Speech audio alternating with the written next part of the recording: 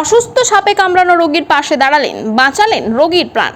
পুরসুরা বিধায়ক বিমান ঘোষের মানবিক মুখ। জানা গেছে, পুরসুরার বাসিন্দা রিনা বাউরি বাদাম খেতে বাদাম তুলছিলেন। সেই সময় একটি চন্দ্রবোরা সাপ তাকে কামড়ে দেয়। তড়িঘড়ি তাকে নিয়ে আসা হয় পুরসুরার শ্রীরামপুর হাসপাতালে। পরবর্তীতে অবস্থার অবনতি হওয়ার জন্য ওই সাপে কামড়ানো রোগীকে আরামবাগ মেডিকেল কলেজ ও হাসপাতালে চিকিৎসার জন্য স্থানান্তরিত করা হয়। সেই সময় ওই শ্রীরামপুর হাসপাতালে কোনো অ্যাম্বুলেন্স না থাকার কারণে সমস্যার সম্মুখীন হয় রোগী। ওই সময় শ্রীরামপুর হাসপাতালে উপস্থিত ছিলেন পুরসুরার বিধায়ক বিমান ঘোষ। বিষয়টি তার নজরে আসতেই তড়িঘড়ি তিনি রোগীকে উদ্ধার করে নিয়ে আসেন আরামবাগ মেডিকেল কলেজ ও হাসপাতালে ও তৎক্ষণাৎ তার চিকিৎসার ব্যবস্থা করেন। এই বিষয়ে আরো কি জানা যাচ্ছে দেখুন বিস্তারিত 24 আওয়ার্স আরামবাগের রিপোর্ট।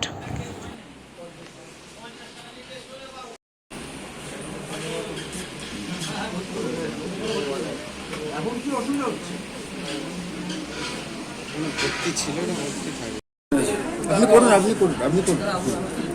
কোথায় কামড়েছিল? আপনি কি তখন বাড়িতে ছিলেন? দিয়ে তারপর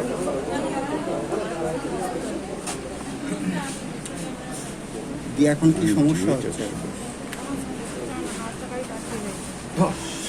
কোথায় লাগছে? কোথায় ছিলেন? প্রথমে কোথায় ছিলেন? কোন হাতে? আপনার নাম কি? আপনার নাম কি? বাড়ি কোথায়? হ্যাঁ,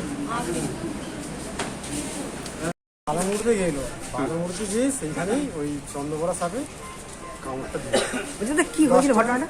দিয়ে তারপর কোথায় সাপে কামড়েছে? নিয়ে গেছিলেন? হাতে কি করছিলেন উনি? বারামুড়ি ছিল, জমিতে? দিয়ে ওখান থেকে হাসপাতালে কোথায় নিয়ে গেছিলেন? শ্রীরামপুর হসপিটালে ভর্তি করা ছিল। দিয়ে? প্রথম রক্ত রিপোর্ট করে কিছু পায়নি, তার ঘন্টাখানেক পরে আরেকবার করা হলো, তখন বললো বিষ হয়েছে, আরামবাগ ভর্তি হলো। কারা উদ্ধার করে নিয়ে এলো?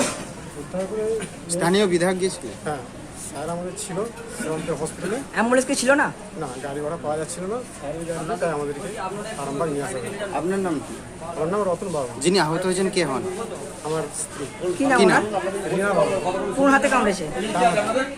আঙুলে? কি সাপে কামড়েছে কিছু বুঝতে পেরেছেন? বড় স্যার লিখেছিল।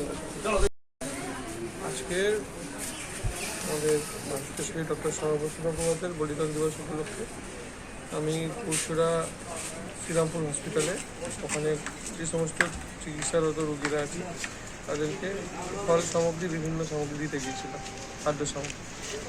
তো সেখানে গিয়ে দেখি সাপে কামড়ানো এক মা ওখানে ছটে আছে। কী হলো, ওটা ওদের ট্রান্সফার করে দিয়েছে, অ্যাম্বুলেন্সের ব্যবস্থা নেই, গাড়ির ব্যবস্থা নেই, কিচ্ছু নেই বলতে। আমি ওখান থেকে সঙ্গে সঙ্গে প্রোগ্রাম কার্যক্রমের ওদেরকে কার্যকর্তাদের বলি তোমরা এটা করো, আমি গাড়ি উঠিয়ে নিয়ে এসে আরামবাগ হসপিটালে বসি। ওনার নাম কি জান? নামটা জানা নেই, নাম রিনা। রিনা।